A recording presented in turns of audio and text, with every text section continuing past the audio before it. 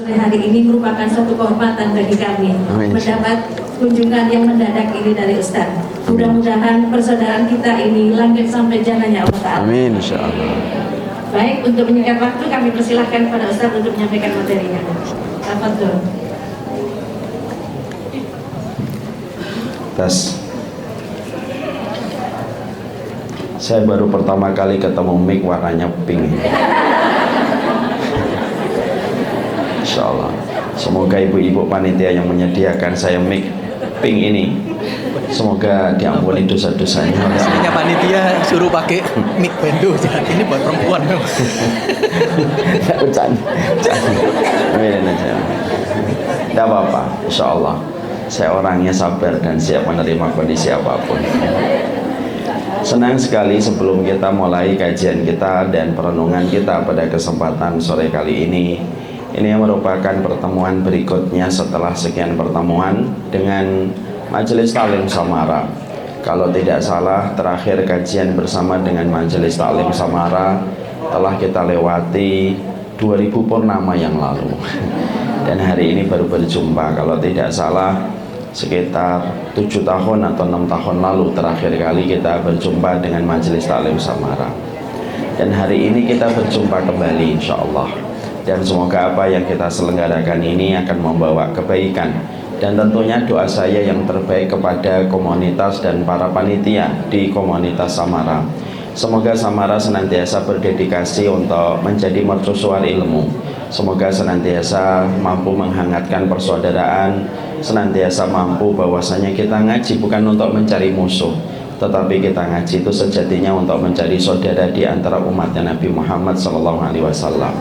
Sudah terlalu banyak narasi pertikaian, sudah terlalu banyak narasi permusuhan yang sering kita jumpai di mana-mana, baik itu di offline ataupun online, baik itu di masyarakat ataupun di media sosial. Dan marilah kita menjadi bagian dari umatnya Nabi Muhammad, bahwasanya kita sudah mengatakan, sudah saatnya mengatakan enough, sudah saatnya kita mengatakan cukuplah.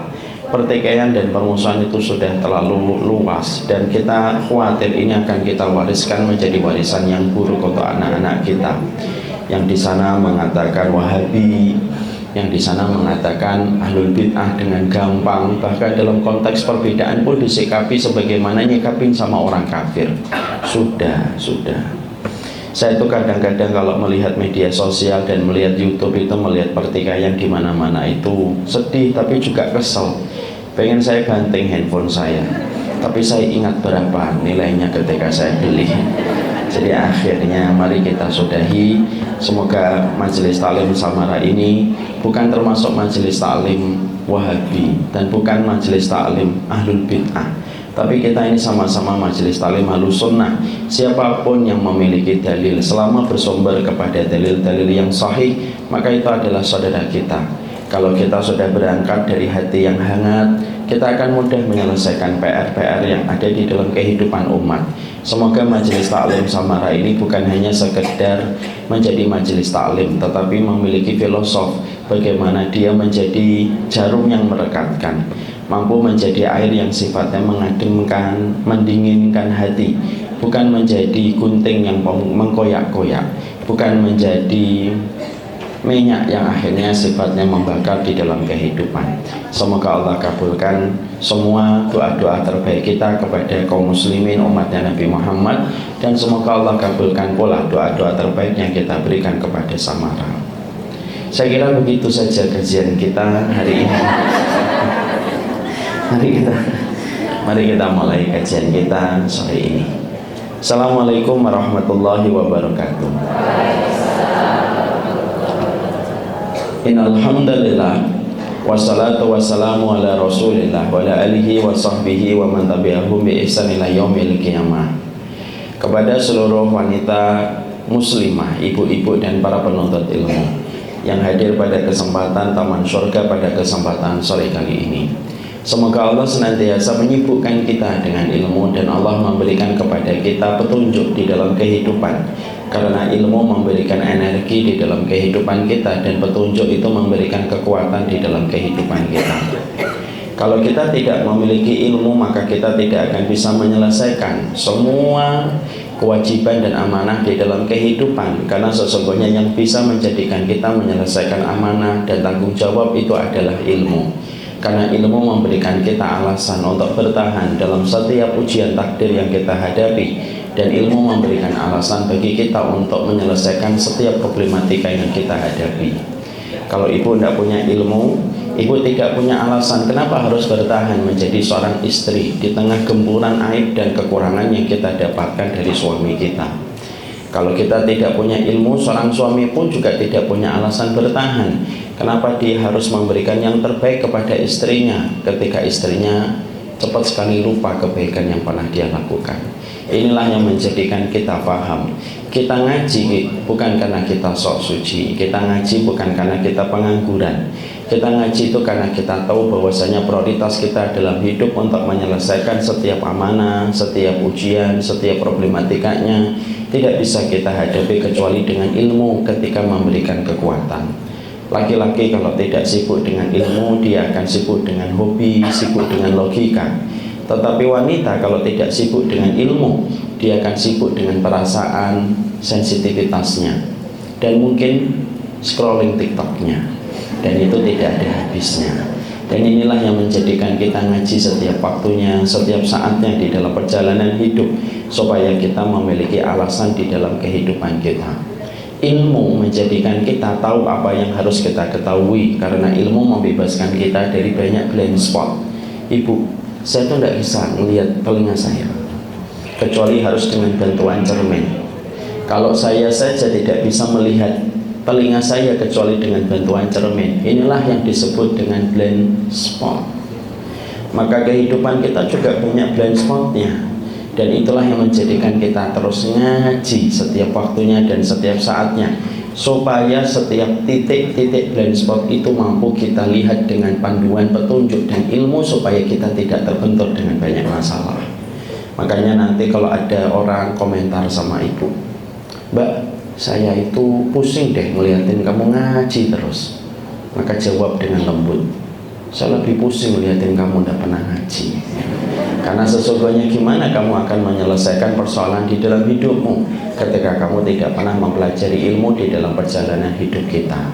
Inilah yang menjadikan kita terus memohon kepada Allah supaya Allah memberikan kepada kita ilmu yang menjadikan kita terus menatap kehidupan kita, ilmu yang menjadikan kita tahu bagaimana menjalani malam, ilmu yang menjadikan kita tahu kalau kita lagi bertengkar dengan suami kita, sikap terbaik kita itu apa, ilmu yang menjadikan kita tahu ketika kita menghadapi anak-anak kita, terkadang anak kita bertindak tidak sesuai dengan ekspektasi hati dan jiwa kita.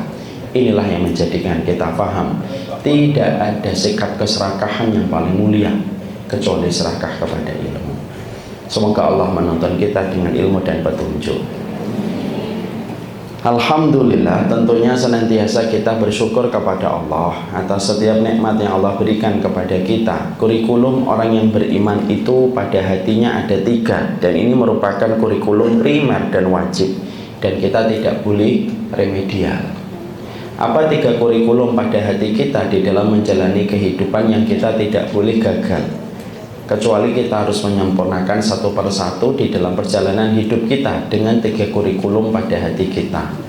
Yang lainnya boleh ketinggalan, yang lainnya boleh tertinggal, tapi 3 perkara ini tidak boleh tertinggal setiap waktu, karena sekalinya tertinggal rusaklah kehidupan kita di hadapan Allah. Itu kata Imam Ibnu Qayyim. Apa 3 formula yang harus kita bawa kemana-mana?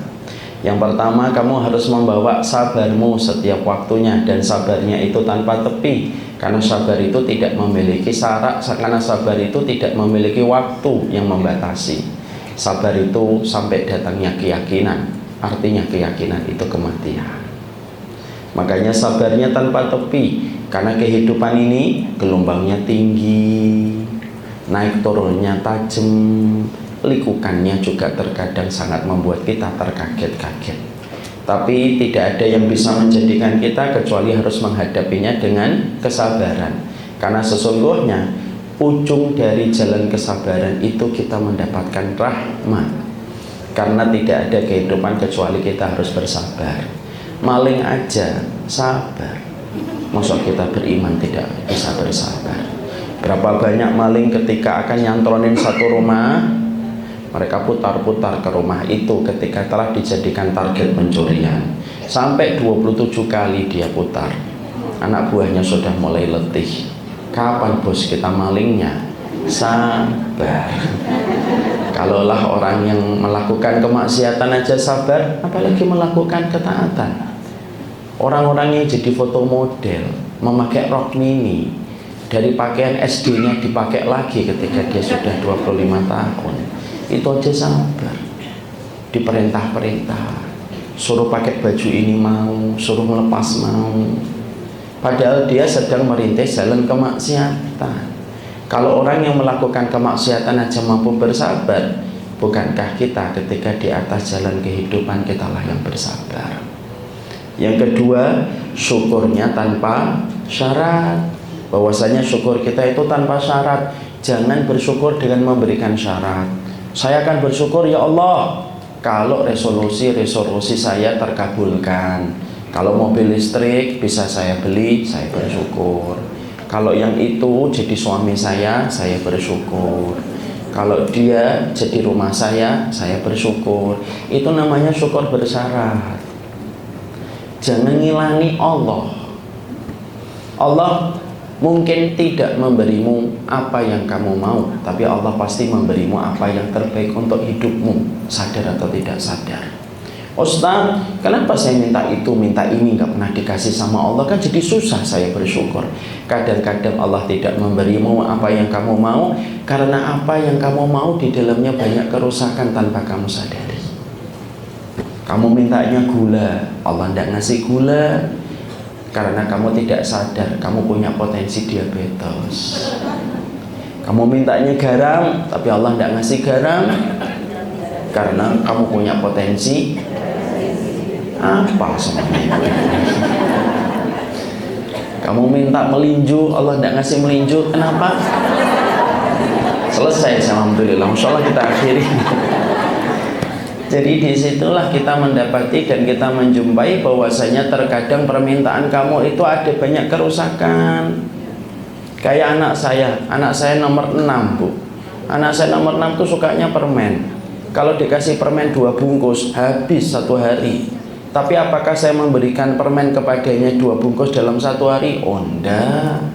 Saya dan istri saya memberikan dia permen cuma 1 permen hari Sabtu, hari kemarin itu harinya dia makan permen cuma 1. Kenapa Ustadz nggak ngasih dia permen 2 bungkus dalam 1 hari? Ustadz nggak punya uang? Punya bu, kan kelihatan wajah saya punya rezeki. Tapi kenapa kamu tidak memberikan kepadanya permen 1 harinya 2 bungkus besar? Kan itu dia menjadikan dia seneng. Loh justru kalau saya ngasih dia permen 2 bungkus dalam 1 hari, nanti dia terancam dengan diabetes dini dan akan terancam dengan penyakit kronis di usia belia. Love language-nya saya kepada anak saya tidak memberi. Love language-nya Allah kepada ibu, ya semua permintaan ibu tidak semuanya dikabulkan sama Allah. Supaya kita betul-betul ngerti dan supaya kita paham bahwasanya kalau nggak dikasih itu bukan berarti Allah itu nggak sayang sama kita. Ya nggak gitu. Saya minta mobil listrik Ustadz, nggak dikasih sama Allah. Mungkin kalau ibu pakai mobil listrik kesetrum. Kalau turun hujan. Lagian kan ibu kalau sudah memang nggak bisa beli mobil listrik nggak apa-apa. Yang penting kan kita punya setrika listrik. Enak kan hidup, nggak usah dibuat berat. Dan itulah yang menjadikan syukurnya kita tanpa syarat. Saya mau bersyukur Ustaz, tapi rumah saya ngontrak. Emang kenapa ngontrak? Daripada kamu punya rumah gede tapi akhirnya ujungnya riba. Selalu ada 1000 alasan bersyukur kepada Allah. Kayak Nabi Sulaiman ngelihat semut aja bersyukur. Ketika tadi sebelum saya masuk, beliau tadi menyampaikan tentang musibah di Sumatera. Bukankah itu sudah cukup membuat kita bersyukur? Memang Allah tidak memberi apa yang kita mau, tapi Allah pasti memberi yang terbaik. Yang ketiga, ridhonya tanpa batas. Ridho. Takdirnya Allah itu tidak ada yang salah. Yang salah itu cara kita membaca takdir. Kalau ada yang mengatakan, Ustadz ini takdir saya, suami saya itu tidak benar Ustadz. Kalau takdir Allah ada yang kamu salahkan dan kamu tidak pernah mengevaluasi diri kamu, lah terus takdirnya siapa yang benar kalau takdir Allah sudah kita salahkan? Dan inilah yang menjadikan kita tiga perkara ini dibawa terus.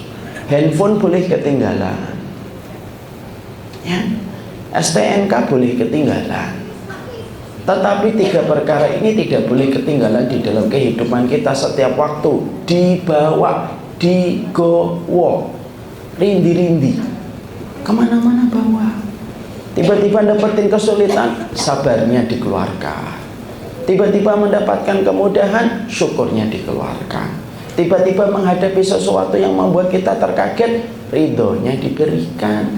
Karena kehidupan tidak bisa dilawan. Kehidupan itu hanya bisa berdamai dengannya dengan tiga perkara.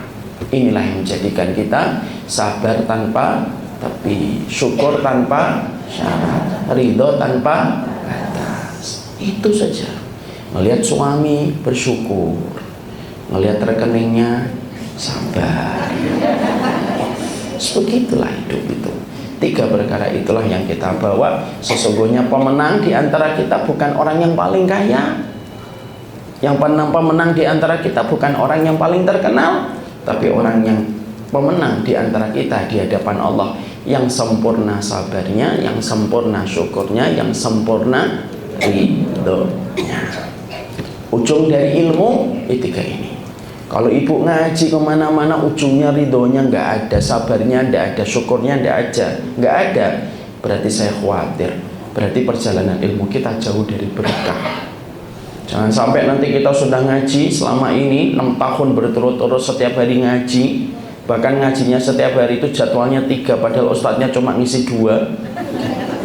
Tapi anak kita komen, mama ini ngaji terus, tapi sabarnya semakin tipis. Jangan. Semoga Allah memberikan kepada kita sabar, syukur, dan ridho. Semoga kita paham, bukan bahagia yang menjadikan kita bersyukur, tetapi bersyukurlah pasti kita akan bahagia. Amin insyaallah.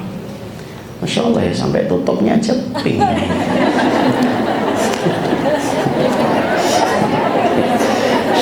Ini ping. Saya kelihatannya salah wardrobe ya. Oke, nggak apa-apa.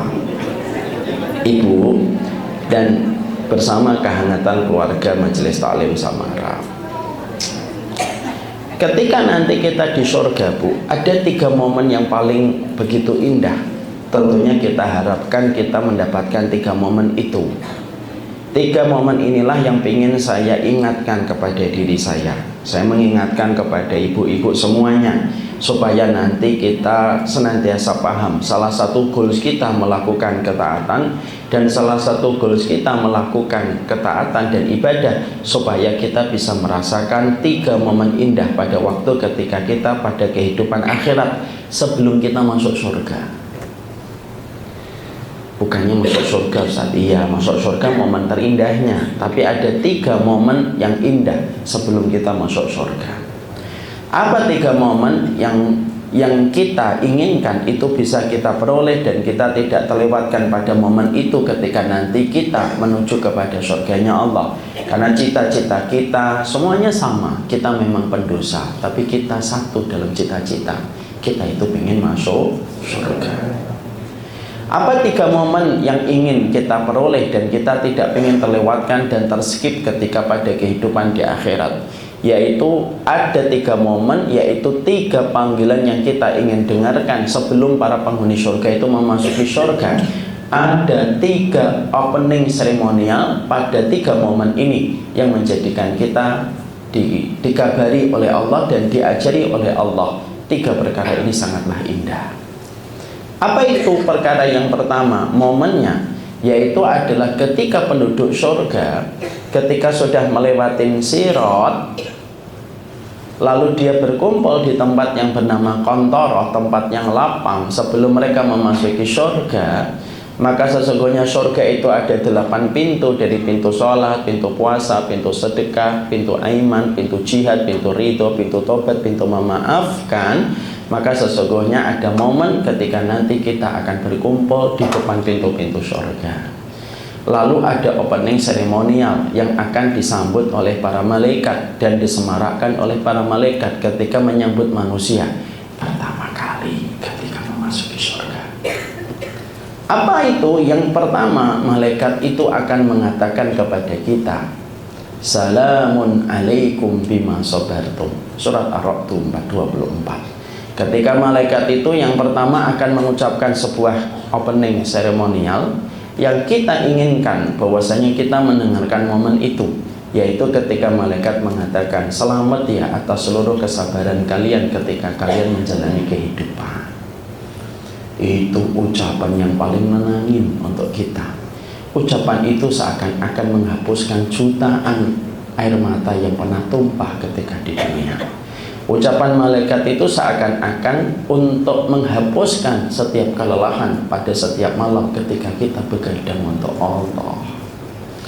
Dan ucapan itu seakan-akan menghapuskan beratnya kita ketika menutup aurat, ketika banyak manusia tidak menyadari gerahnya ketika kita menutup aurat pada perjalanan hidup kita. Ucapan malaikat yang kita ingin dengarkan, Salamun alaikum bima sabartum. Selamat ya atas kesabaran yang pernah kalian lewati pada kehidupan di dunia. Ini yang pertama.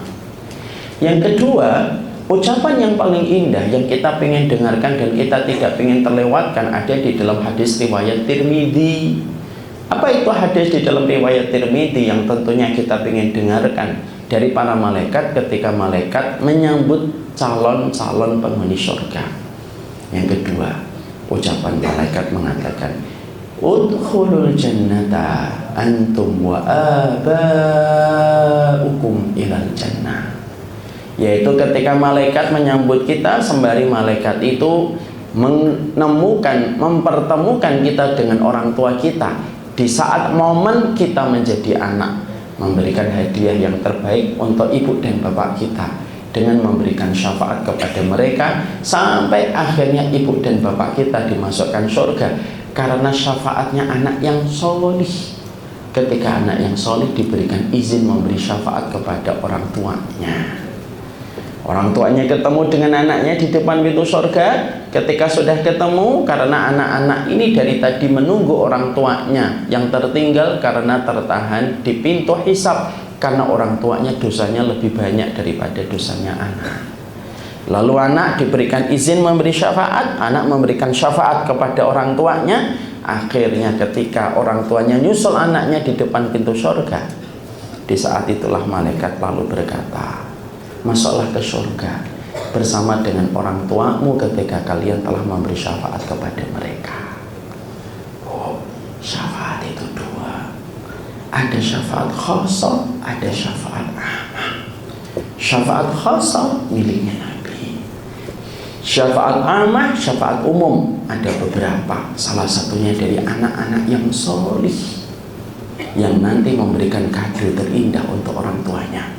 Orang tuanya masuk surga karena syafaat dari putra-putrinya yang solih. Masuklah itu anak dan orang tuanya menuju surga. Maaf ya, kalau kita sering melihat selebgram ngasih hadiah rumah untuk ibunya, kita melihat selebgram ngasih hadiah mobil untuk ibunya, tapi ternyata dia masih penuh kemaksiatan, itu kurang terlalu bermakna. Tapi kalau ada seorang anak solih dan solihah, walaupun belum bisa membelikan rumah, belum bisa membelikan mobil, tapi anaknya selalu solih setiap waktu. Kesolihan anak adalah kado terindah untuk ibu dan bapaknya. Makanya yang kedua yang kita inginkan, masuknya surga itu sama orang tua. Itulah yang menjadikan kita paham, kalau ada di antara ibu-ibu hari ini sudah ditinggalkan orang tua, ini bukan pisah. Ini hanyalah jam keberangkatan yang berbeda. Selama kita memiliki tujuan hidup bersama orang tua kita itu sama. Ibaratnya besok saya pulang ke terminal Bekasi, ke stasiun Bekasi dari Pasar Turi.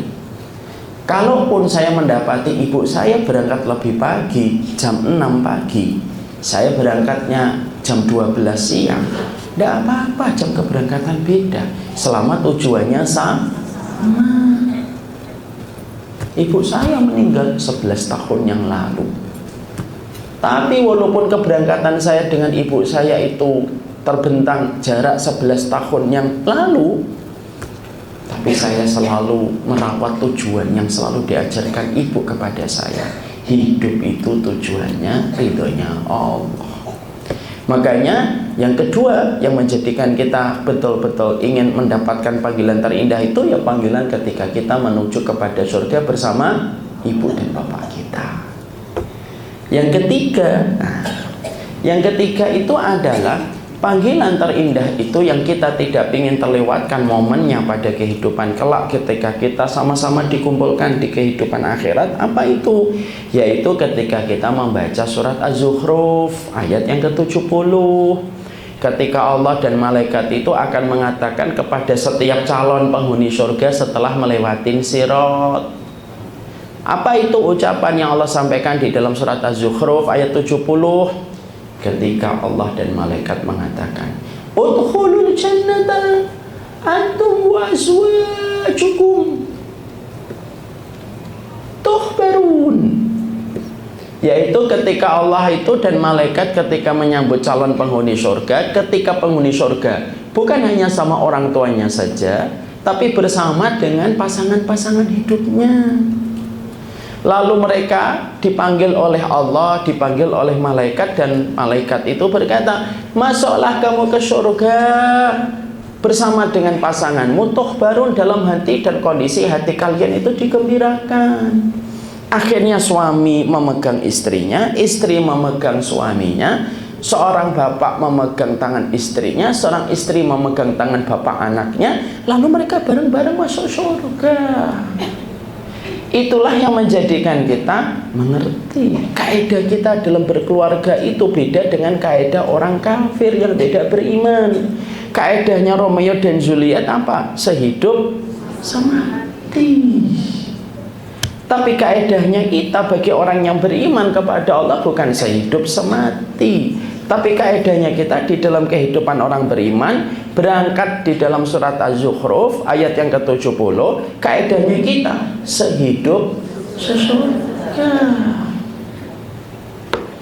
Karena pada dasarnya kenikmatan surga itu ketika diperas, intinya surga itu cuma 3, Bu. 1, ketika ibu dan saya melihat wajahnya Allah, sebagaimana ketika melihat purnama di tengah bulan tanpa kita terhalang oleh apapun. Itu nikmat nomor 1 dari surga. Itu namanya tambahan dari surga itu. Jadi nikmatnya surga itu bukan istanamu, rumahmu, bidadarimu, enggak. Puncaknya surga itu melihat wajahnya Allah. Yang kedua, nikmatnya surga itu peres-peresannya itu nomor 2-nya itu apa? Bertetangga dengan para nabi dan para rasul. Sehingga kita bisa lihat keluarganya Nabi Adam, kita bisa melihat keluarganya Nabi Nuh, kita bisa melihat keluarganya Nabi Yusuf, dan kita bisa melihat kepada keluarganya Nabi Muhammad. Walaupun terbentang jarak dan derajat yang jauh berbeda, tapi kita nanti ketemu. Itulah maksud dari doa kita, ihdinas siratal mustaqim siratal ladzina an'amta alaihim. Walaupun saya tahu pasti ibu membayangkan jadi tetangganya Nabi Yusuf kan. Maka sesungguhnya peresan dari kenikmatan surga itu yang kedua, bertetangga dengan para nabi dan para rasul.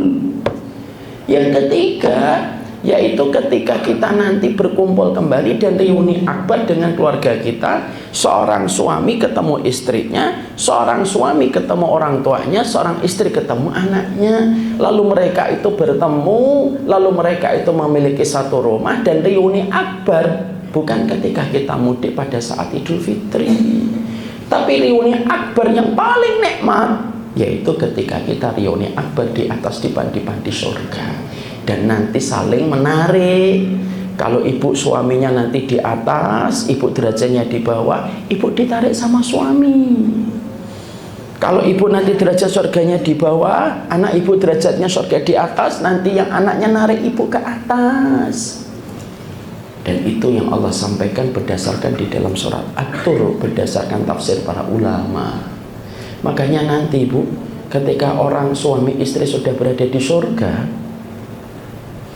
apa kegiatan paling nikmat suami istri? Ngobrol.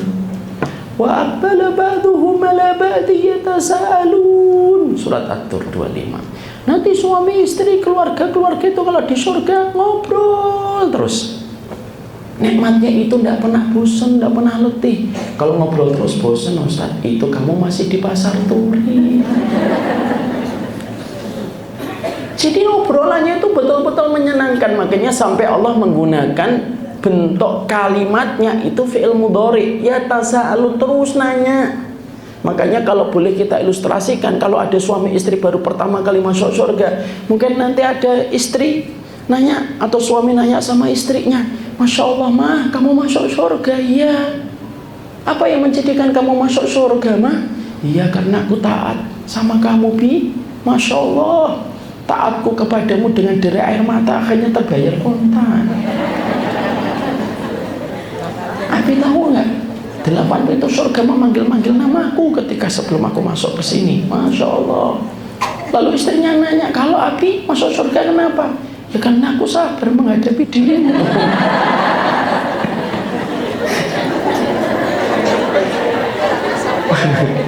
Bercanda. Nanti dipotong, nggak bercanda. Maka itulah yang menjadikan kita akhirnya memahami itulah kehidupan keluarga. Keindahan keluarga itu memang tidak di sini. Keindahannya di keluarga itu adalah keindahan ketika nanti kita sudah di surga. Makanya ada tambahan. Ibu perhatikan dan bapak, ibu perhatikan. Ketika Allah menyuruh antara anak dengan orang tuanya masuk surga, tidak ada kata tuhbarun. Tapi ketika Allah nyuruh kita masuk surga bersama pasangan kita, ada kalimat tuhbarun. Kalian masuk surga dalam kondisi hati kalian digembirakan. Nanti dicek di dalam surat Az-Zukhruf 70. Kenapa ada tambahan tuhbarun dalam hati kalian itu digembirakan? Karena memang kadang-kadang hidup bersama di dunia itu banyak sekali perkara yang menguji antara kita dan menguji kesabaran kita. Suami diuji istri, istri pun menguji suami, karena di balik istri yang sabar ada suami yang juga sabar. Di balik suami yang sabar ada istri yang bersabar. Jangan merasa bahwasanya kita yang paling sabar, karena pada dasarnya mereka itu melewati dan menjadi versi terbaiknya diri mereka masing-masing. Karena pada dasarnya disitulah kita paham inilah bagian terpenting dari kehidupan surga, sekaligus pula memberikan kepada kita pandangan hidup bahwasanya kehidupan berkeluarga itu memang kehidupan yang di dalamnya separuhnya kehidupan keluarga itu bukan kenikmatan, tapi tentang masalah ujian. Karena pernikahan itu tidak menjanjikan kepuasan, tapi pernikahan itu menjanjikan keberkahan bagi siapapun yang bersabar. Karena kita tahu betul nikah itu memang ibadah. Lah ibadah itu tidak semuanya kita harus tertawa dari pagi sampai tengah malam. Makanya Rasulullah SAW itu diwafatkan di atas pangkuan ibunda Aisyah. Kenapa Nabi tidak diwafatkan di perang Uhud? Pasti Allah punya jawaban. Kenapa Allah tidak wafatkan Nabi Muhammad dalam perang Badar? Allah pasti punya jawaban. Sebagian ahli sejarah mengatakan Allah tidak mewafatkan Nabi Muhammad dalam perang supaya kalimatnya Allah tetap tegak bahwasanya nabinya tidak dibunuh oleh seorang musuhnya. Tapi kenapa Nabi Muhammad itu tidak diwafatkan di Masjidil Haram, tidak diwafatkan di Masjid Nabawi, tapi di mana Nabi Muhammad itu diwafatkan? Di atas pangkuan ibunda Aisyah, di depan Fatimah, untuk menyampaikan kepada kita sekecewa-kecewa apapun kamu sama keluarga, tapi tidak ada gambaran yang paling kita inginkan ketika meninggal dunia kecuali berkumpul di tengah hangatnya keluarga kita. Dan itu tidak bisa kita berikan kecuali kita harus memberikan terus pelajaran kita tentang kesabaran. Makanya judul dari kajian kita pada kesempatan sore ini itu kan sabar dan sadar di dalam kita berkeluarga. Karena dua faktor yang biasanya menjadikan kita itu tercerai-berai di tengah perjalanan panjangnya kehidupan amanah rumah tangga, yang biasanya menjadikan kita mutung di tengah jalan itu apa? Kita tidak sadar bahwasanya nikah itu ibadah, dan kita tidak mengerti bahwasanya ketika nikah itu ibadah, ibadah itu butuh sabar di dalam perjalanan hidup. Makanya akhirnya inilah perkara yang sering-sering kita lupakan. Kita ini kurang sadarnya dan kurang sabarnya. Padahal menuju kepada apa yang menjadi cita-cita kita, bahwasanya kita menjadi keluarga yang betul-betul Allah berikan kepada kita rahmat, sampai akhirnya keluarga kita bisa berkumpul di rumah-rumah yang Allah bangunkan begitu indah pada kehidupan di surga. Tentunya ada ikhtiar dan effort yang kita berikan secara terbaik, dan itu dimulai dengan sebuah kalimat kesabaran. Makanya maaf ibu, sabar sama suami itu 2 kali sabar. Sabar sama istri juga sama, 2 kali sabar. Ibu mengharapkan cukup istri yang ke suami aja ya? Enggak. Sabarnya istri kepada suami 2 kali sabar. Sabarnya suami kepada istri 2 kali sabar. Ustadz, kenapa sabar saya sama tetangga 1 kali sabar? Kenapa sabarnya saya sama pedagang pasar 1 kali sabar? Kenapa sabarnya saya kepada teman arisan 1 kali sabar? Tapi kenapa sabar saya kepada suami dan istri itu 2 kali sabar, Ustadz? Nah, kita jawab dari perkataan para ulama. Kita jawab dulu, sabarnya suami dulu atau sabarnya istri dulu? Sabarnya suami dulu. Kenapa sabarnya suami kepada istri itu 2 kali sabar, Ustaz? Ada 2 alasan. 1, sabarnya suami kepada istri itu 2 kali sabar. Kenapa? Yang pertama, karena seorang suami itu bertanggung jawab secara nafkah, sandang, papan, pangan pada kehidupan istrinya setelah dia menghalalkannya di hadapan Allah. Tapi maaf, seorang istri itu terkadang cepat amnesia terhadap kebaikan seorang suami. Tapi akuntan paling handal mengingat kekurangan dan kesalahan suami. Itu kata para ulama, bukan saya. Di sini insya Allah tidak ada. Yang di sana semuanya. Tapi yang di sana semuanya pindahan dari sini. Karena memang begitulah, karena itu memang tidak salah, itu fitrahnya perempuan tuh begitu. Fitrahnya perempuan itu suka lupa dengan kebaikan yang diberikan kepada suaminya. Makanya ketika Imam Ahmad akan menikahkan putranya, apa salah satu nasihat yang disampaikan oleh Imam Ahmad kepada putranya? Namanya Abdullah. Abdullah, nanti kalau kamu rabi, kalau kamu itu nikah, maka Abdullah ingat ya, istrimu itu paling cepat lupa kebaikanmu. Bersabarlah, karena istrimu diciptakan dari tulang rusuk yang paling bengkok. Fa innal mar'ata khuliqat min dilain fa inna a'waja syai'in a'laha. Makanya kita mendapati bahwasanya laki-laki itu diuji, Bu. Dia memberikan nafkah, memberikan sandang, memberikan pangan kepada istrinya, tapi istrinya itu cepat lupa kebaikannya. Sekalinya melakukan kesalahan, walaupun kesalahan itu sudah berlalu 27,6 bulan yang lalu, tetap ingat.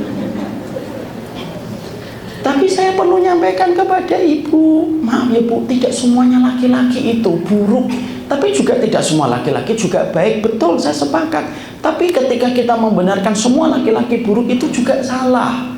Demi Allah ya, saya itu banyak sekali mendapati bapak-bapak kadang nangis ketika mereka datang ke kantor kita Syamilah di Bekasi, curhat gimana pressure di kantornya itu berat. Tapi terkadang saya itu suka menyederhanakan dan berkata, ya sudah Pak, keluar aja dari kantornya kalau memang itu berat dengan pressure. Ibu tahu nggak jawaban apa bapak-bapak ini?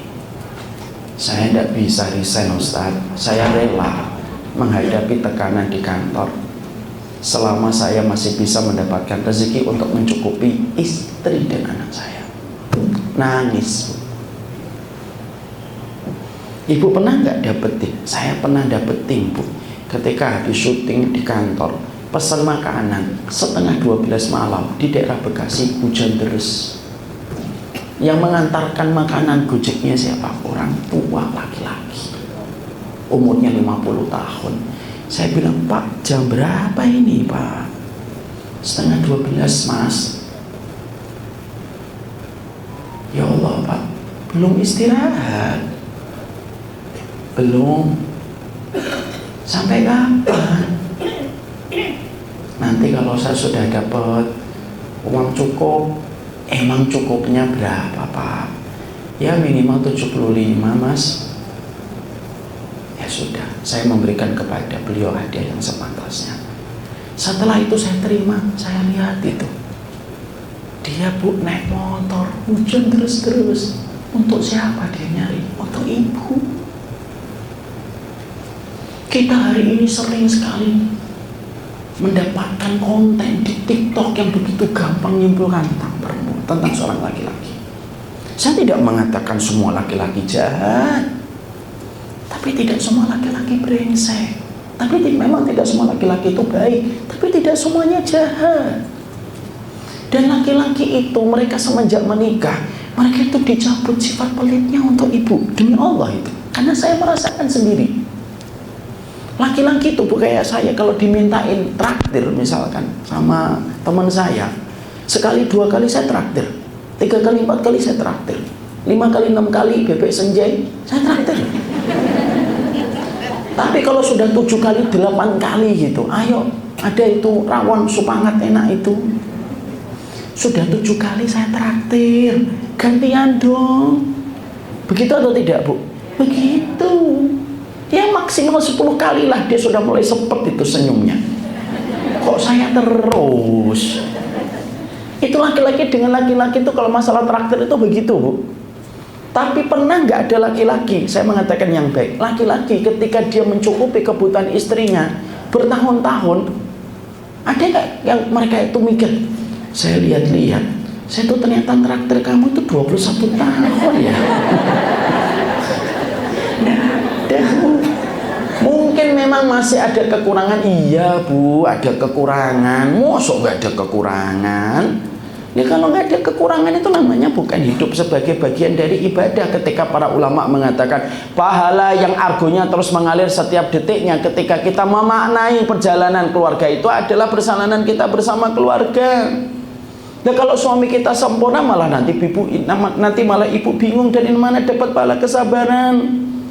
Suaminya baik, soli, rekeningnya 2 triliun.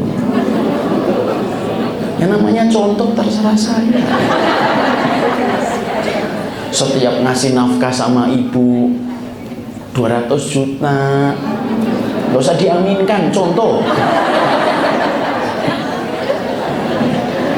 Terus orangnya taat. Masya Allah, Bu, orangnya taat, soli, hafal 30 juz, 8.000 hadis dihafal di luar kepala. Saking solihnya, kalau sholat duhur jam 9 sudah ke masjid. Sampai ketika berkumandang adzan duhur, dia bingung ini duhur atau asar. Lah malah bingung, Bu, dari mana kita mendapatkan pahala kesabaran. Lu Nabi Nuh, orang yang Aisyah yang lebih mulia daripada kita saja, lebih mulia daripada ibu. Dia meregang nyawa ketika dia beriman kepada apa yang didakwakan Nabi Musa. Dia mendapatkan takdir hidupnya tidak seindah takdir cerita dan kisah sinetron yang sering kita jumpai setiap hari. Lu itu Aisyah, lu apalagi kita, Bu. Terkadang mungkin Allah mengirimkan kepada kita suami yang terkadang sering menjengkelkan. Mungkin sholat tahajudnya ibu masih kurang, makanya Allah tambahkan pahalanya melalui kesabaran bernama suami. Karena memang sabar kepada istri itu 2 kali sabar. Yang pertama, dia memberikan nafkah, tapi dia terkadang mendapati fakta yang tidak bisa terbantahkan. Istri itu terkadang paling cepat lupa kebaikan seorang suami. Itu fitrah, bukan aib. Ini bukan berarti nanti ibu memakai kalimat ini yang disaronin. Suami pulang, tadi ngaji apa? Istri itu kalau lupa kebaikan suami, fitrah ya. Maka sesungguhnya ini yang pertama. Yang kedua, kenapa suami itu harus sabar menghadapi istri? Tenang ya, Bu, nanti giliran ibu saya sampaikan. Ibu kan sudah gemes, ini kapan yang istri sabar 2 kali? Nanti tunggu sabar. Maka sabarnya suami kepada istri itu 2 kali penyaringan. Yang kedua itu kenapa? Karena seorang suami ketika dia bertanggung jawab atas hisab istrinya, walaupun dia yang bertanggung jawab pertama kali atas apa yang terjadi pada diri istrinya setelah menikah, tapi dia belum tentu, walaupun sudah bertanggung jawab secara hisab, belum tentu dia mendapatkan kepatuhan tanpa syarat, dan belum tentu mendapatkan kehangatan dan kondisi yang menyenangkan dari wajah istrinya. Masya Allah ya Bu. Padahal maaf ya, suami kita nanti tanggung jawab sama ibu. Ibu semenjak nikah, hari ini tanggal berapa ini Bu? Tanggal 7 Desember. Ibu tadi pagi makan bubur ayam 2, sate jeroannya 3. Yang ditanya pertama kali siapa Bu? Ibu? Enggak. Yang ditanya suaminya ibu. Istrimu tadi pagi makan bubur ayam 2, sate jeroannya 3. Rezekimu halal enggak? Coba Bu. Ibu telah sholat subuh, sampai ibu telah sholat subuh, dan sholat subuhnya itu misalkan 7:30, sampai ibu bingung nih duha atau subuh. Maka nanti yang ditanya pertama kali adalah suaminya, itu istrimu itu sholat subuh 7:30, itu kamu ini bangunin enggak? Tapi walaupun ketika seorang suami sudah memberikan dan harus mengambil konsekuensi kalau nikah ini harus dihadapin, mau tidak mau, suka tidak suka, rela tidak rela, namanya laki-laki itu kalau nikah harus siap mengambil hisab kepada kehidupan istrinya. Tapi walaupun dia sudah akan bertanggung jawab atas hisab pada diri istrinya karena dia adalah pemimpin, apakah dia mendapatkan kepatuhan secara total? Belum tentu. Bahkan terkadang mendapatkan suara yang lembut aja terkadang mungkin belum dia dapatkan.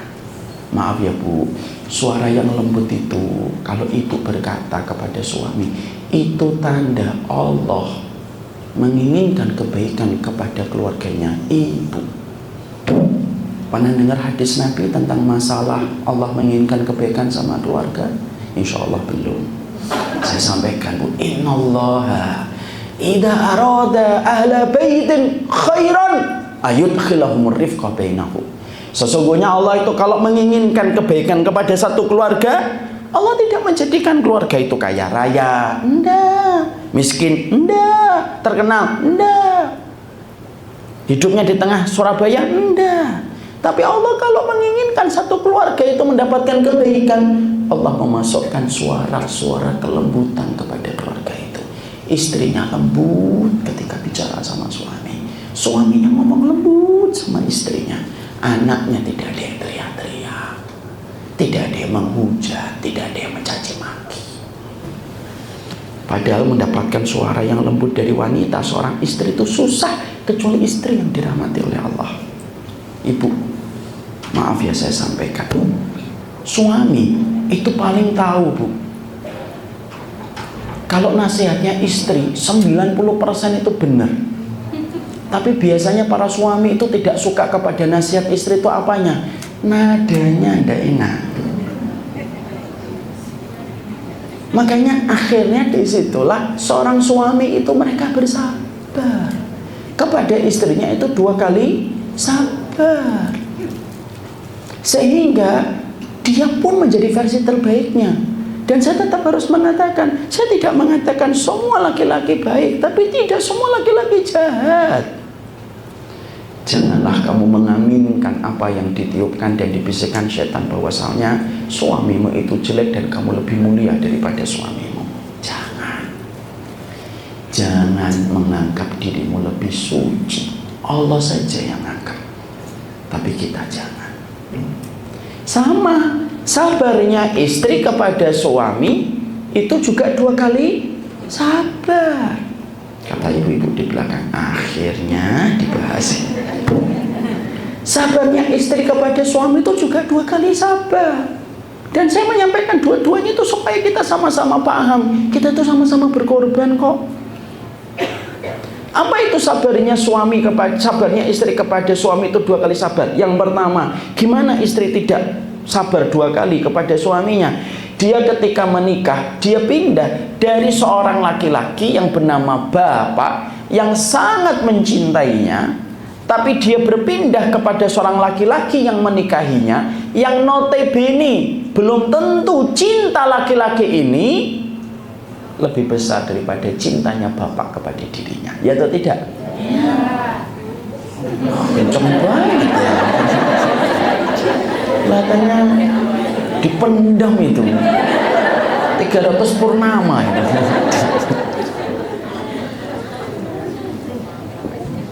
Dan itu merupakan salah satu hal yang berat. Berapa banyak seorang bapak ndak tega bentak anak, ndak tega nyubit anak, ndak tega jambak anak, ndak tega dorong anak perempuannya. Lalu ketika nikah, dia ternyata mendapati seorang laki-laki yang begitu mudah nyentil, yang begitu mudah toyor, yang lebih mudah untuk jengguk, yang lebih mudah untuk dorong gitu. Makanya sabarnya istri kepada suami itu berat. Apalagi wanita itu pemilik gelas-gelas kaca di antara bilik-bilik hatinya. Tulis Bu status.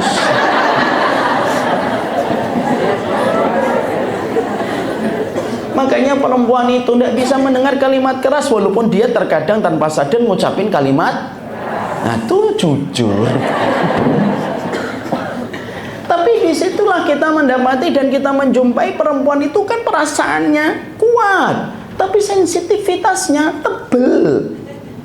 Sudah perasaannya kuat, sensitivitasnya tebel. Makanya banyak hal yang kadang-kadang Masya Allah ya, perempuan itu diuji dengan perasaan dirinya sendiri, kata Imam Ibnu Qayyim. Jadi terkadang maaf, musuhnya ibu itu bukan suami. Kata Imam Ibnu Qayyim, kadang-kadang musuhnya wanita itu perasaan dia sendiri. Mulak-malik terus perasaannya. Makanya ketika Imam Ibnu Katsir itu ditanya, gimana sih perempuan itu? Ghalabatu masyairiha wa ghalabatu. Saya ulang kembali. Ketika Imam Ibnu Katsir ditanya sifatnya perempuan itu apa, beliau mengatakan tataqallabu daiman wa ghalabatu masyairiha. Hatinya itu berputarnya cepat banget dan didominasi oleh perasaan. Betul atau tidak betul kata Imam Ibnu Katsir? Betul. Makanya ketika ada perempuan bilang ketika pagi pada suaminya, saya cinta banget sama kamu bang, itu pagi. Nanti ketika sore suaminya lupa baca WhatsApp panjang. Maka sesungguhnya kata Imam Ibnu Katsir, itulah fitrah yang Allah berikan kepada mereka.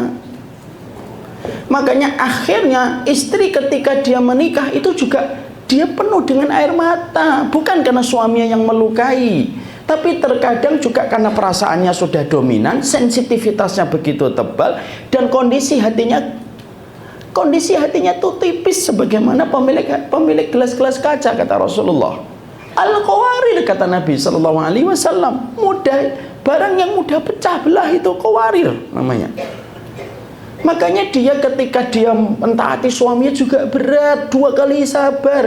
Karena ternyata setelah dia nikah, loh suami saya dikit-dikit nyindir, dikit-dikit nyentil mulut saya, dikit-dikit menjatuhkan kehormatan saya. Padahal bapak saya nggak pernah ngelakuin itu kepada saya. Dan itu akhirnya mendominasi perasaannya, Bu. Ya Allah bang, seumur-umur sama kamu baru 15 tahun kamu sudah pernah jengguk saya, pernah narik jilbab saya, pernah ngerauk wajah saya. Padahal bapak saya saja tidak pernah sama sekali jengguk saya dalam hidup. Berat atau tidak berat, Bu? Berat. Kita ini kalau bagi ke saya ini anaknya 8, Bu. Kalau kemudian yang saya bayangkan kalau anak perempuan itu yang paling berat nanti kita kalau melepaskan anak perempuan itu kapan? Melepaskan anak perempuan kita kepada laki-laki yang kita tidak tahu apakah nanti dia mampu mencintai anak perempuan kita sebagaimana kita mencintai anak perempuan kita. Itu yang paling berat. Itulah kenapa bapak-bapak biasanya lebih sentimental kalau yang nikah itu putrinya, ya atau tidak? Iya, betul lah. Saya ngomong. Maka sesungguhnya itu yang pasti akan terasa berat. Saya bayangkan itu berat banget. Kenapa? Kamu ini nanti kira-kira dolimin anak saya? Enggak. Makanya akhirnya banyak sekali video-video hari ini ada seorang bapak-bapak yang dengan begitu tegar sambil menahan air mata berkata, "Nang, kalau kamu nanti sudah tidak cinta sama istri, sama anakku, kembalikan baik-baik. Itu lebih aku terima daripada aku mendengar engkau menyakiti anakku." Karena memang itu berat. Makanya hari ini sebenarnya tujuan pendidikan itu salah satunya apa? Tujuan pendidikan itu sebenarnya 4, Bu. 1, didik anak kita mengenal Allah. 2, mendidik anak kita ngikutin Nabi dalam sunnahnya. Yang ketiga, mendidik anak kita supaya anak kita itu mampu menjadi seorang suami yang baik sebelum nanti dia menjadi seorang bapak yang baik untuk anaknya. Bukan untuk memenuhi kebutuhan industri. Lah yang dikejar itu kebutuhan industri, ya ketika nikah tidak ngerti apa-apa. Anak kita itu dididik, tidak pernah dididik untuk menjadi seorang suami, Bu. Sebagaimana anak perempuan kita tidak pernah dididik untuk menjadi seorang istri. Sekalinya tausiah nikah, IO-nya cuma ngatur 5 menit. Coba, Bu. Saya itu sering kadang-kadang suruh ngisi tausiah nikah dengan harapan memberikan kurikulum kepada orang yang menikah. Ibu tahu nggak perkataan yang paling membuat saya kecewa sekali? IO-nya datang ke saya, "Ustadz, nanti tausiahnya nikahnya cuma 5 menit aja ya." Saya bilang, "Kamu aja yang tausiah." Kita kalau nikahin anak, apa yang paling kita ributkan? Gedung, wardrobe, catering. Siapa di belakang? Catering. Ya atau tidak, Bu? Jangan gitu, Bu. Itu masalah gampang, itu masalah sekunder. Yang paling penting kasih kurikulum sebelum dia nikah, supaya akhirnya tidak ada laki-laki yang begitu dikit-dikit kecewa cerai, dikit-dikit kecewa cerai, dikit-dikit kecewa cerai, tanpa dia sadari sudah mengucapkan kalimat cerai kepada istrinya 10 kali, tapi tetap berhubungan suami istri. Lu itu zina, itu udah. Lo tausiah nikah kok 5 menit itu sing diomong apa?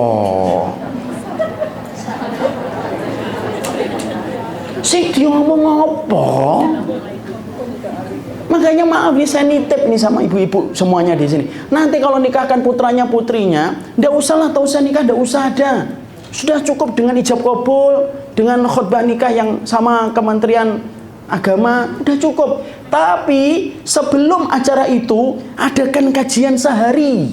Anaknya itu paham gimana itu nikah, yang nggak boleh dia katakan apa, yang nggak boleh dia ucapkan apa, supaya nanti betul-betul dia menjadi seorang suami yang baik.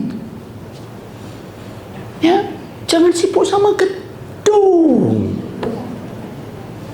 Nikah itu bukan untuk menegaskan positioning kita di antara teman-teman kita. Nikah itu melepaskan anak kita menuju kepada ibadah terpanjang.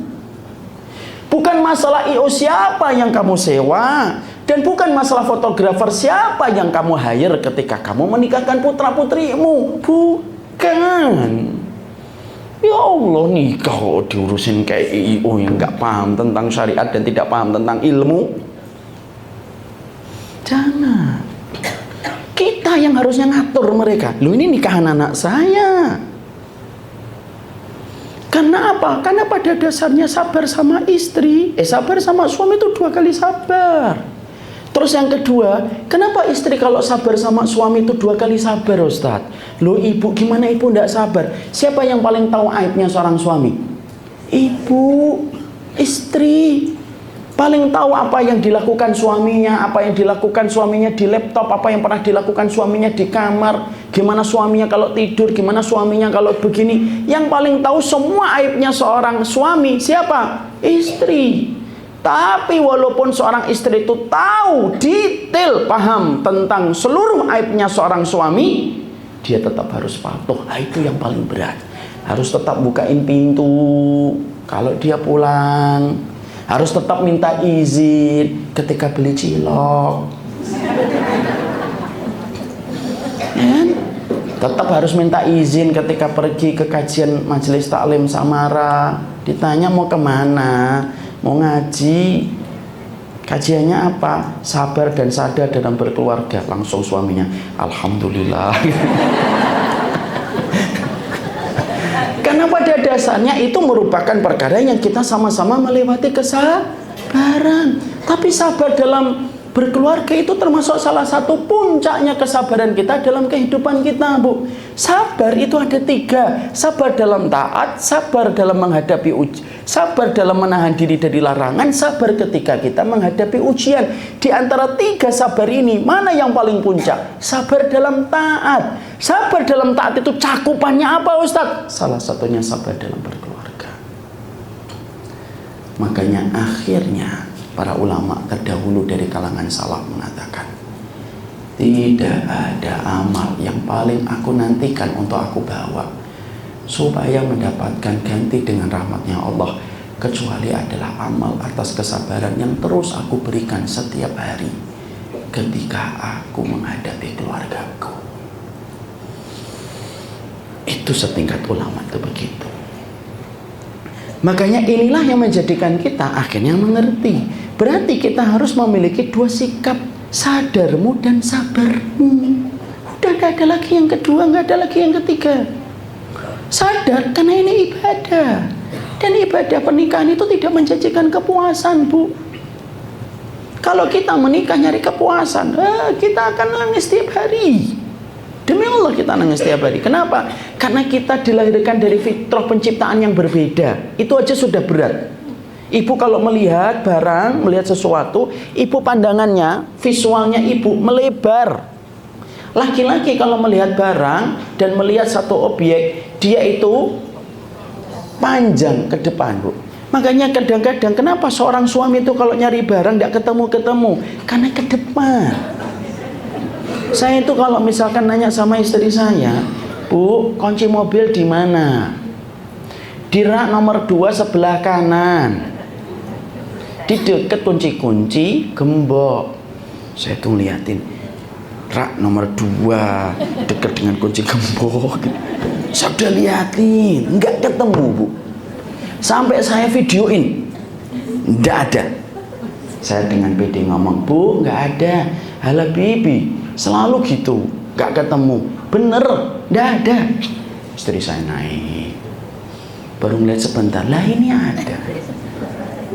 Kok bisa ya? Dari situ saja sudah beda.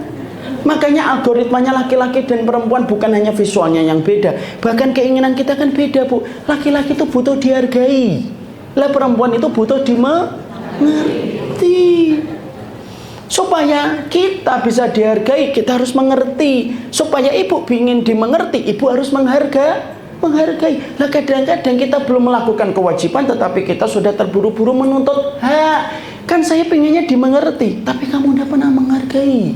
Sekalinya ngomong kenceng, sekalinya bicara nada oktavnya itu 10. Sebagaimana suami pengen dihargai, tetapi dia tidak pernah memberikan sikap supaya dia mengerti tentang apa yang dirasakan oleh istrinya. Yaudah ketemu. Tapi disitulah kita harus ingat bahwasanya setelah kita paham sabar dan sadar, 2 komponen yang tidak terpisahkan dalam kehidupan pernikahan kita. Saya mengingatkan kepada perkataan Ali bin Abi Thalib. Ibu tahu perkataan Ali bin Abi Thalib? Tidak tahu, karena belum saya sampaikan. Ali bin Abi Thalib itu mengatakan dalam satu riwayat yang panjang, saya terjemahkan langsung aja. Orang yang menggantungkan hidupnya bahwasanya dia ingin bahagia berdasarkan makhluk yang lainnya, maka dia akan kecewa terus dalam hidupnya. Jadi kalau ibu mensyaratkan bahwasanya ketika saya menikah nanti dia harus begini saya baru bahagia, justru ibu akan semakin bahagia, semakin ibu akan kecewa. Jadi kalau kita dalam kehidupan, ketika kita pingin untuk merasakan kebahagiaan, lalu kita menetapkan syarat, bahwasanya syaratnya kita bahagia itu adalah ketika fulan harus begini, ketika suamiku harus begini, saya nanti baru bahagia. Justru kita akan sering kecewa. Makanya maaf ya Bu, kadang-kadang kita itu diuji dengan orang yang paling besar kita ekspektasikan dia dalam hidup kita. Ibu pernah nggak ngelihat ada seorang ibu punya anak 5, nomor 2 paling dia sayang, nomor 2-nya, nomor 2 yang paling dia sayang, atau nomor 3 lah yang paling dia sayang. Tapi justru nomor 3 inilah yang paling menguji hidupnya ibu itu. Sering dapat kayak gitu? Iya. Bahkan terkadang nomor 2 yang biasanya nggak pernah mendapatkan perhatian lebih, anak nomor 2 itu kan unik Bu. Anak nomor 2 itu kalau dia nendang mejanya minta maaf. Anak nomor 2 itu. Tapi justru terkadang anak nomor 2 itu paling sayang sama ibunya, padahal waktu kecil dia paling sedikit mendapatkan curahan kasih sayang dari ibunya. Kita itu akan diuji dengan orang yang paling kita harapkan bisa memberikan kebahagiaan untuk kita. Karena kita tahu Allah itu Ghayur. Gimana itu Ghayur? Ghayur itu maha pencemburu. Kalau kita sudah menetapkan hidup kita kiblatnya kepada orang, justru orang yang kita jadikan kiblat untuk bahagia dalam hidup kita, justru banyak nyiksa kita. Itu adalah pengalaman hidup yang saya lewati dalam hidup. Kadang-kadang kalau saya melihat ada orang, kalau kita berbuat baik lalu kita ekspektasi dari dirinya, justru dia mengecewakan. Tapi kadang-kadang ada orang-orang yang terkadang tidak terlalu banyak mendapatkan ekspektasi dari kita, justru dia berbuat baik kepada kita tanpa putus.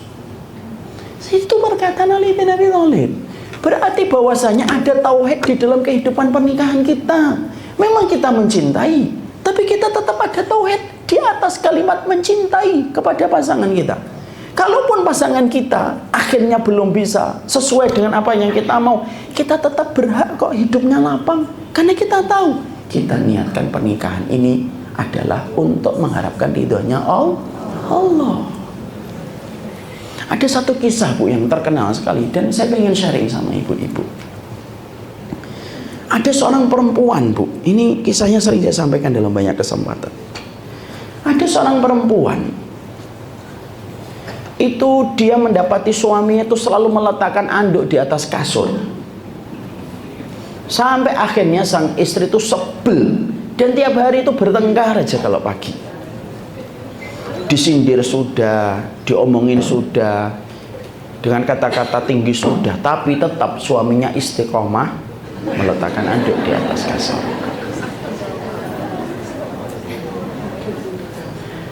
Sampai akhirnya sang istri itu ngerasa, aduh lelah aku, kesel aku mikir bojoku ini, kesel banget.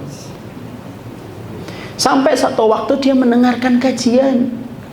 Terkadang masalah berat itu karena kita tidak mencoba mengubah subjek yang kita lihat. Siapa tadi ngomong betul?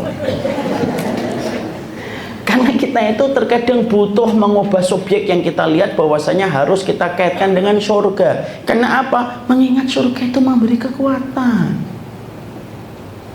Dari kajian itulah beliau akhirnya memiliki modal untuk men-setting ulang. Untuk men-setting ulang tentang masalah anduk yang biasanya menjadi sebab pertengkaran di waktu pagi. Akhirnya dia setiap melihat anduk, dia berdamai dengan pikirannya dan mengatakan, ini bukan anduk. Bentar, mau dilanjutin nggak sih? Udah diam dulu. Ini bukan anduk, tapi ini adalah sepotong permadani yang jatuh dari surga. Loh, ini kisahnya viral Bu, saya sampaikan apa adanya, karena saya takjub dengan kisah nyata ini. Terus terang saya takjub, ini namanya hikmah. Akhirnya ketika dia mengubah cara pandangnya terhadap anduk, bahwasanya itu bukan anduk tapi sepotong permadani jatuh dari surga, maka semenjak dia mengubah cara dia memandang subjek anduk itu, dia tidak marah-marah kalau pagi. Ketika suaminya pergi, dia melihat, loh, sepotong permadani jatuh dari surga, diambil, dijemur. Pagi berikutnya ada lagi anduknya, ya Allah, jatuh lagi permadani. Jemur lagi. Loh, sampai akhirnya karena terus dilakukan, suami itu lama-lama itu sadar, loh kok tumben ya, sudah sepekan ini istriku nggak ngomel-ngomel. Bu, laki-laki itu terkadang ketika dikasih tahu, kenapa dia nolak omongan kita? Karena gengsinya gede. Ketika akhirnya seorang istri dia senyum, lihat anduk, sepotong permadani, walaupun kalau dicium penguk-penguk juga. Maka akhirnya sang suami itu lama-lama mikir. Akhirnya pada satu waktu suaminya berpikir, saya mulai pagi ini saya nggak maulah meletakkan anduk sembarangan. Akhirnya pada satu pagi, dia yang asalnya meletakkan anduk di atas kasur, nggak jadi, dia jemur. Ketika beliau jemur, beliau pergi ke kantor. Dan ketika pergi ke kantor, istrinya dengan begitu ringan langkah kakinya, senyuman layaknya bidadari, masuk ke kamar. Dan ketika membuka pintu kamar, begitu kagetnya dia, sepotong Ramadhani itu sudah tidak ada lagi di atas kaca. Insya Allah ya Bu.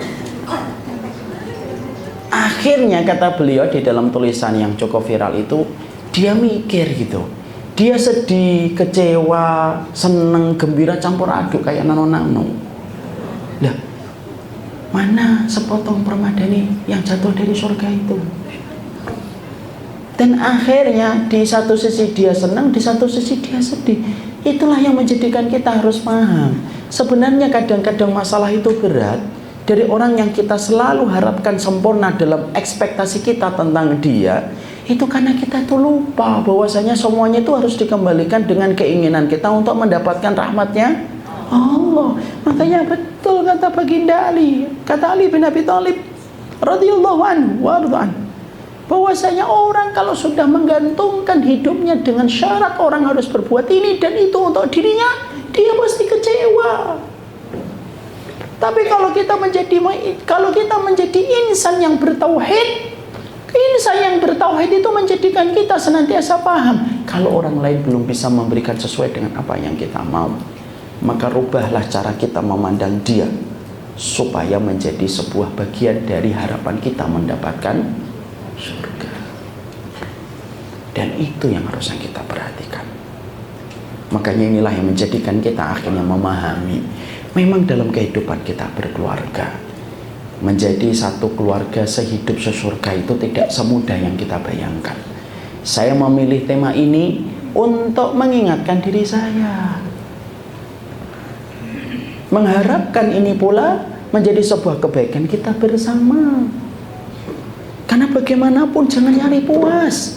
Pernikahan tidak menjanjikan kepuasan, tapi pastinya memberikan keberkahan bagi mereka yang tidak pernah letih mengharapkan surga menjadi akhir kehidupan kampung halamannya.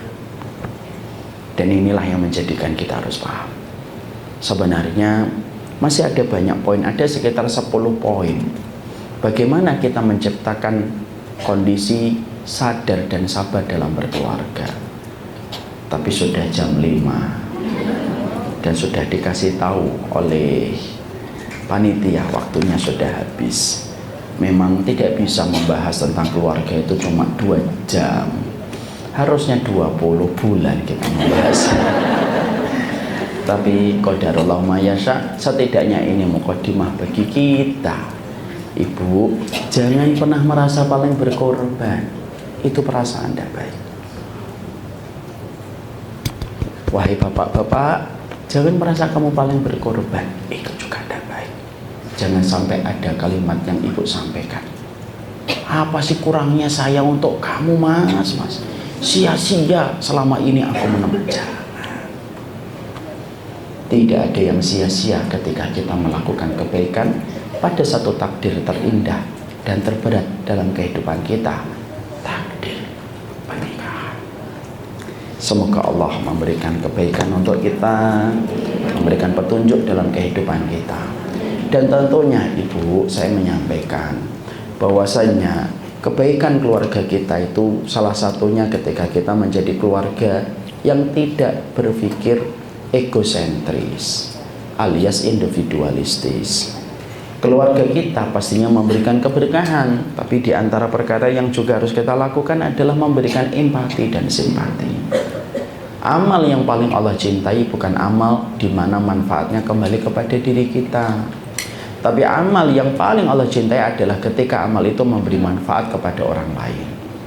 Hari ini Allah mengirimkan selembar ujian bernama Sumatera. Selembar ujian itu mampu nggak diselesaikan Allah dengan caranya sendiri? Gampang. Dalam setengah detik pun Allah bisa mengubah Sumatera menjadi indah kembali dan memberikan rezeki semuanya tanpa ada satupun yang menjadi miskin. Tapi kenapa Allah tidak melakukan itu walaupun Allah sangat mampu melakukan itu? Karena Allah ingin untuk menitipkan Sumatera itu menjadi selembar ujian bagi kita. Hari ini saudara-saudara kita di Sumatera lagi berat, Bu. Bisa jadi dengan apa yang kita dermakan, apa yang kita hadiahkan, 100.000, 500.000, 1 juta, itu bisa jadi memadamkan fitnah yang bisa menerpa pada keluarga kita. Mari kita memberikan hadiah terbaik, cindera mata terbaik kita kepada saudara kita di Sumatera. Oleh karenanya Majelis Taklim Samara juga kolektif mengumpulkan bantuan supaya kita bisa memberikan hadiah dan cindera mata kepada saudara-saudara kita tercinta. Jangan pernah ragu, setiap lembaran rezeki yang kita titipkan akan kembali kepada Ibu dengan kelipatan yang tidak terhingga. Semoga Allah merahmati kita dan memberikan kebaikan untuk kita. Saya serahkan kembali kepada Ibu MC kita. Masya Allah, Allahumma barik. Masya Allah, Ustaz, terima kasih. Kalau menurut bahasa anak sekarang isinya daging semua. Masya Allah. Mudah-mudahan tanya jawab ada kesempatan dan kami persilakan saya kanan dan saya kiri ya, satu-satu dulu. Ibu, silakan. Boleh nggak kalau tidak ada tanya jawab tapi saya aja yang tanya? Boleh. Kan saya ustadznya. Saya sudah mempersiapkan hadiah. Saya mempersiapkan hadiah. Bagi siapapun yang bisa menjawab hadiah dari saya, menjawab pertanyaan dari saya. Karena hadiahnya cuma 3 dan kapasitas jemaahnya banyak, mohon maaf ya Bu, yang tidak mendapatkan, saya sangat berharap tidak terjadi pertumpahan darah. Sudah serius-serius ya dengar ya. Pertanyaan pertama, apa 3 panggilan terindah pada momen ketika orang akan memasuki surga yang kita berharap mendengarnya? Yang saya Ya, monggo. Menjawab tidak boleh melihat kepada handphone. Tidak boleh melihat handphone. boleh. Terus yang lain Bu, yang tidak saya tunjuk, kalau dia beriman sama Allah dan hari akhir, diam. Silakan Ibu, jangan lihat handphone. Kenapa Ibu? Nggak boleh, sama aja. Catatan, handphone, tab, komputer, laptop, TV, semuanya nggak boleh. Bismillahirrahmanirrahim. Ada 3 panggilan yang sangat kita idam-idamkan. Di antara yang pertama itu dalam Al-Quran ya, itu Allah menyebutkan udkhulul jannata antum wa azwajukum. Ya. Pak Hukum yang pertama sholat ke surga bersama orang tuamu. Terus yang kedua? Yang kedua hadis. Kalau enggak, ya hadis. Hadis itu yang tadi Bu, itu yang hadis. Itu yang hadis. Ya, yang kedua? Yang pertama Assalamualaikum bima sabartum. Ya, kedua. Yang ketiga? Yang ketiga dalam surat Az-Zukhruf ya. Itu ya. Ayat 70. Ya, 70 atau 75. 75 itu Blok M Pasar Minggu. Jadi udkhulul jannata antum wa azwajukum. Mantap, Masya Allah. Ibu mau hadiah mana? Buku atau air mineral? Buku yang mana? Ada ta'aruf dengan ilmu atau Me and My Half Teen atau Beyond Self Boundaries, 24 langkah menuju agen perubahan muslim. Mana yang dipilih? Me and My Half Teen. Yes. Insyaallah. Sami-sami Bu. Pertanyaan yang kedua. Gampang. Seorang istri sabarnya kepada suami 2 kali sabar. Kenapa sabar sama suami 2 kali sabar? Situ Ibu ya. Ditutup Ibu bukunya. Iya. Ditutup bukunya. Iya. Ibu renungkan aja gimana beratnya sama suami, itu aja sudah cukup insya Allah. Ini Bu yang di depan. Ya ini. Jangan. Saya coba Ustaz. Ya. Istri harus sabar 2 kali pada suami. Pertama karena dia melepaskan diri dari orang tuanya, dari bapaknya yang jelas-jelas sudah mencintainya kepada laki-laki yang belum tentu mencintainya. Yang kedua, dia harus menutup aib suaminya. Yang kedua belum. Kenapa Ustaz? Yang kedua belum menjelaskan. Mematuhi dan Mematuhi suaminya walaupun dia tahu aib suaminya. Betul. Barakallahu fi. Mau hadiah yang mana Bu? Mau beyond self boundaries atau ta'aruf dengan ilmu? Kenapa? Beyond insyaallah. Yang terakhir. Sebentar biar ustadzahnya lihat. Ustadzah lihat dari sini nanti siapa yang paling pertama. Sabarnya suami kepada istri juga 2 kali sabar. Kenapa suami 2 kali sabar? Jangan ada yang jawab, mana saya peduli Ustaz. Jangan. Siapa? Silakan Ibu. Yang mana lebih dulu? Iya. Jangan lihat ya Bu. Iya betul, alhamdulillah Ibu. Belum ya Bu. Yang nomor 1 karena suami itu bertanggung jawab terhadap istri, pantang dan pangan. Iya. Yang kedua, suami bertanggung jawab atas hisabnya istri. Iya. Bertanggung jawab nafkah, sandang, papan dan pangan, tapinya itu yang penting Bu. Iya. Silahkan Bu. Ya, itu. Tapi lupa kebaikan suaminya pertama. Terus yang kedua, Hisab atas hisab istrinya. iya, karena dia bertanggung jawab pertama atas hisab istrinya, tapi Taat pada suami. nah, Masya Allah, betul. Barakallah fiik. Saya sami-sami Ibu, begitulah Ibu. Coba nanti kita pulang dengan membawa kondisi hati yang lebih tenang. Dicium tangan suaminya, dilembutkan nada oktavnya. Nanti ketika Ibu sudah berubah, Ibu tahu pasti suaminya nanti akan berbicara. Kok tumben kamu baik, mau minta apa? Barakallahu fiik, semoga Allah berkati. Sebelum kita